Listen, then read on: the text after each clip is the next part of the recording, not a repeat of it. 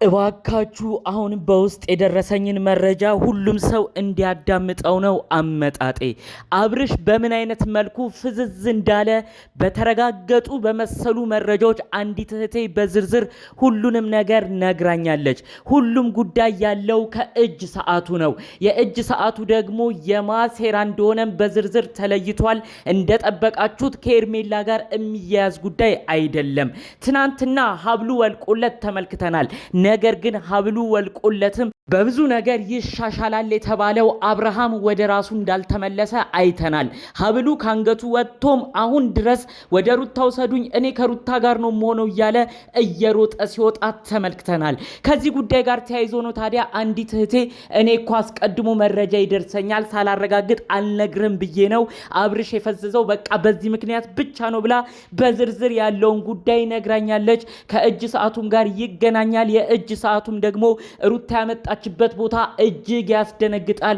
ሁሉም ሴራ ያለው እሱ ጋር ነው። በዝርዝር የማስደምጣችሁን 2 ደቂቃ ብቻ ሰጣችሁ እንድትሰሙኝ ከዚህ በፊት የተናገረችውንም ቃል እዚሁ ላይ ነግሬያችሁ በዚሁ እንድትፈርዱ ለሀቅ እንድትቆሙ ነው በማክበር እምጠይቃችሁ። ሰላም ውድ ሀገሬ ልጆች፣ በተለያዩ ዓለም ሀገራት የምትገኙ በያላችሁበት ሰላማችሁ ይብዛልኝ። የአብርሽ ደጋፊ አድናቂዎች አብርሽ ፈዘዘ ብላችሁ የተጎዳን ሰው ማየት እጅግ አሳዝኗችሁ ለሱ አሁን ድረስ የምትጸልዩ ውድ ቅን አይምሮ ያላችሁ ልጆች በያላችሁበት ለእናንተም ፈጣሪ አምላክ እንደዚህ የሚከራከር እንደዚህ የሚቆም ሰው ይስጣችሁ። የኔ ወንድማችሁ ምርቃት የሚመቻችሁ እንደተለመደው አሁንኑ ቪዲዮ ላይክ በማድረግ ይጀምር። ለቤት አዲስ የሆናችሁ ሰዎች ደግሞ ባካችሁ ሰብስክራይብ አድርጋችሁ የኔም ቤተሰብ እንድትሆኑኝ በአክብሮት በፍቅር ጠይቃችሁ ቀጥታም ይዤ ወደ መጣሁት ዝርዝር መረጃዎቼ ነው እማመራው። እንግዲህ ብዙዎቻችን ሀብሉ ይውለቅ እያለን ለቤተሰብም ተናግረን ቤተሰብም እንግዲህ ታላላቆቹ ዴቫና ቡዜ አንድ ላይ ሆነው ቤተሰቡ ተሰብስቦ ወስኖ ሀብሉን አውልቋል። ነገር ግን እኔ ሀብሉ እንደወለቀ ወዲያው ይሄ ልጅ ወደ ራሱ ይመለሳል ብዬ ነበር ያሰብኩት። ከባድ ሴራ የማይጠበቅ ድርጊት ተደርጓል። ይኸውም እንግዲህ ሀብሉ ይሄ ጉዳይ የለበትም። ሀብሉን ዝም ብላ ነው ያደረገችው፣ ሽፋን ነው ሩታ። ነገር ግን እጁ ላይ ያለው ሰዓት ትናንትና ሄርሜላን ፍንጭ ሰጥታለች።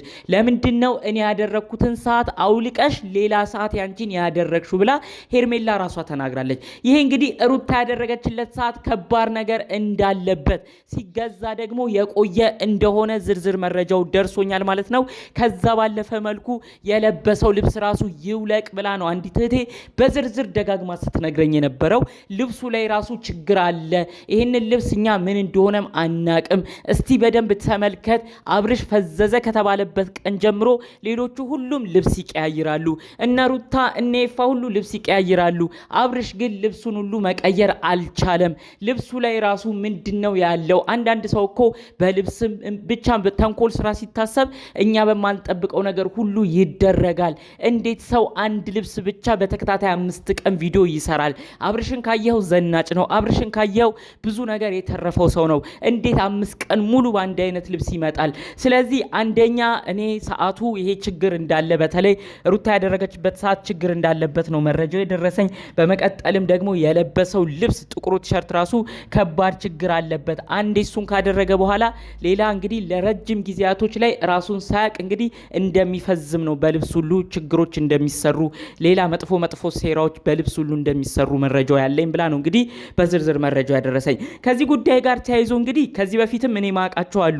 በልብስ ተደርጎበት ነው፣ በጫማ ተደርጎበት ነው፣ በሆነ ነገር ተደርጎበት ነው ይሄ ሰው እንዲፈዘዘው ይሄ ሰው እንዲያቅሉን ያጣው ተብሎ ሲወራቃለሁ። ግን እኔ ማመን ትንሽ ከበደኝ። ሰው ልብስ እንደዛ ተሰርቶበት ያንን ልብስ ሲያወልቅ እኔም የመሰለኝ ሰውየው ወደ ራሱ ይመለሳል። ስለዚህ የሚያሰራው ሰው ራሱ የሆነ የመጥፎ ስራ የሚያሰራው ሰው ራሱ ይሄንን ከግምት ውስጥ ሳያስገባ እንዴት ያሰራል ብዬ ነበርና እህት ያለችኝ አረ የለም እንደዚህ አትሸወድ። አንድ ሰው በልብሱ የሆነ ነገር ያስደርጉበትና በቃ አቅሉን ስቶ ልብሱን የሰጠውን ሰው ስጦታ ብሎ የሰጠውን ሰው እድሜ ልኩን እንዲወደው እድሜ ልኩን ያንን ልብስ ደግሞ አምጡ እያለ እንዲለብስ ያደርገዋል። ቢያወልቀው ራሱ እኔ እሱን ልብስ ነው የሚወደው እያለ ያ ሰውዬ ሰውዬ ያንን ልብስ እንዲያረግ ያንን ልብስ እንዲፈልግ የሚያረጉ በጣም መጥፎ የሆኑ መንፈሳዊ አሰራሮች አሉ ብላ ነው እንግዲህ በዝርዝር መረጃውን የነገረችኝ።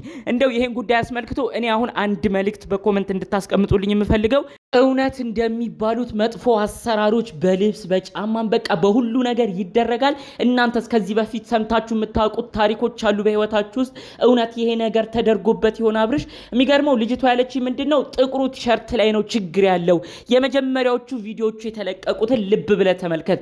የመጀመሪያው አብርሽ ግሬስ ላይ የተለቀቀው 400,000 ሰው ያየው ላይ ያንን ጥቁር ቲሸርት አድርጎ ነበር። በመቀጠልም በቀጣይ ቀናትም ህዝቡ ደንግጦ አብርሽ ፈዘዘም የተባለ ቀን እሱን ልብስ ደግመው አመጡት። በመቀጠል ይሄ ነገር ፍንጭ እየተሰማ ሲመጣ ነው በነጭ ቲሸርት አይተ ነው የመጣ ነው። ስለዚህ እባክህ ከተቻለ ያንን ጥቁር ቲሸርት ቤተሰብ ፈልጎ ያቃጥለው እያሉ ሁሉ ነው ሲነግሩኝ የነበረው።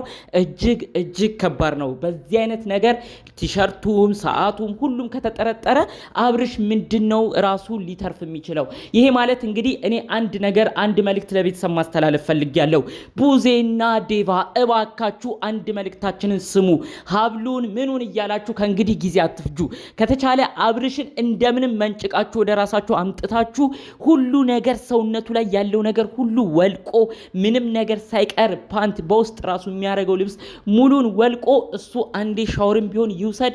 ከዛም በመቀጠል እናንተ የምታመጡትን ብቻ ነገር ይጠቀም። ይህንን ነገር ደግሞ እናንተ የምታመጡትን ብቻ ራሱ ለመልበስ አስቀድማችሁ ቢቻል ጸበልም ይግባ፣ ወደ ራሱ ይመለስ። እንደተባለው ጥቁሩ ቲሸርት ወደ እሷ እንዲያመራ ወደ እሷ እንዲሄድ በፍቅር እንዲወደው የሚያደርገውም ልብስ ከሆነ እባካችሁ እዚህ ነገር ላይ ትኩረት ብቻ እንድታደርጉ ነው መልእክቴን እማስተላልፈው። አሁን የምነግራችሁን ጉዳይ ዝም ብሎ አልተነገረኝም። ምክንያቱም አስቀድማ መረጃ የምትሰጠኝ ልጅ እረ ህዝቡ አላወቀም፣ ሀብል ላይ ችግር የለም፣ እኔ በደንብ ጠንቅቄ ነው የማውቀው፣ የእጅ ሰዓቱም ተቀይሯል፣ የለበሰው ቲሸርትም ችግር አለው እያለች ስትነግረኝ ነበረ። ታዲያ ሄርሜላ ደግሞ ማታ እንዳያችሁት በቪዲዮ እኔ ያደረኩለት ሰዓት የት ሄዶ ነው ሩታ ይህንን ያደረግሽለት ብላ ጠይቃ ነበረ። ይሄም ባጭሩ የሚያሳየው እንግዲህ ሰዓቱም ላይ ችግር እንዳለ ነው። እኔ መረጃ የምታደርሰኝ ልጅም አብዛኛው ነገር ትክክለኛ ይሆናል ብዬም እየጠበቅኩ እገኛለሁ ማለት ነው። እስካሁን ግን እንቆቅልሽ የሆነው ጉዳይ አብርሽ ሀብሉ የበፊቱ ብዙ ሰው የገመተውም አውልቀውለት ወደ ራሱ አልተመለሰም። ምንድነው ችግሩ? እንቆቅልሹን እኛ በተቻለ መጠን በውስጥ በሚደርሰንም መረጃ የሰዓቱና የለበሰው ቲሸርት ላይ ይሆናል ብለን እየገመትን ነው። እናንተስ ወዴት እንዲያመራ አደረጋችሁ ልባችሁ? እባካችሁ አሁንም ቢሆን በቀናነት ኮመንት የምታረጉትን ነገር እያዩ ነው የሱ የገዛ ዘመዶቹ ይሄ ነገር ወደ ራሱ ይመልሰዋል እያሉ ብዙ ነገሮችን እየሞከሩ የሚገኘው። ሀብሉ ላይ ነው ችግር ያለው ሲባል በኮመንትም ብዙ ሰው ሲል ነው ቤተሰቦቹ በመደናገጥ ሀብሉን ሲያወልቁ የተመለከት ነው።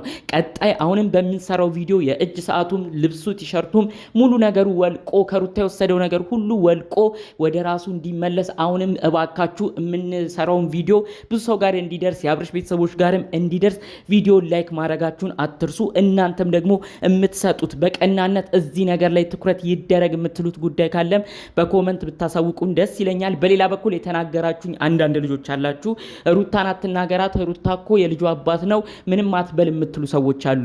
ቆይ ይህንን ነገር እንዴት ነው እየተረዳችሁ የምትገኙት? የልጇ አባት ቢሆንስ በግድ ከአንድ ሰው ጋር አብሯት እንዲኖር የማይሆን ነገር ውስጥ መግባት አለባት? እኛ እኮ አስቀድመን ከሄርሜላ በፊት ሩታን እንወዳታለን እናከብራታለን። ነገር ግን ከማይሆን ሰዎች ጋር ገጥማ ከነሜሪ ጋር ገጥማ አሁን ደግሞ ከገዛ ወንድሙ ጋር ገጥማ በማይሆን ነገር እያየናት ነው።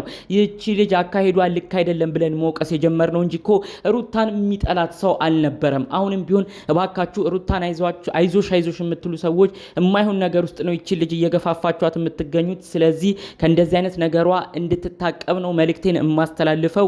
የሰው ሌላ ነገር አስደርጎ ወደ እኔ ህይወት ይመጣል ብሎ ማሰብም የሚያዛልቅ ነገር እንዳልሆነ ጠንቅቃ እንድታውቀው ልትመክሯት ነው እንጂ የሚገባው በይበት ሂጂበት እያላችሁ የማይሆን ነገር ውስጥ አትገፋፋት ለማለት ነው በአጠቃላይ መልእክቴን ማስተላለፍ የምፈልገው። ጠቅለል ባሉ መረጃዎቼ ግን እናንተስ ምን አይነት ምልከታ አላችሁ? በጨዋነት በኮመንት ብታሳውቁኝ ደስ ይለኛል። ጠቅለል ባሉ መረጃዎቼ ለዛሬ ይዤ የመጣሁት ይህን ይመስል ነበር። በሌሎች ቪዲዮዎች እስክንመጣ ሰላሙን ሁሉ ተመኘውላችሁ። ሰላም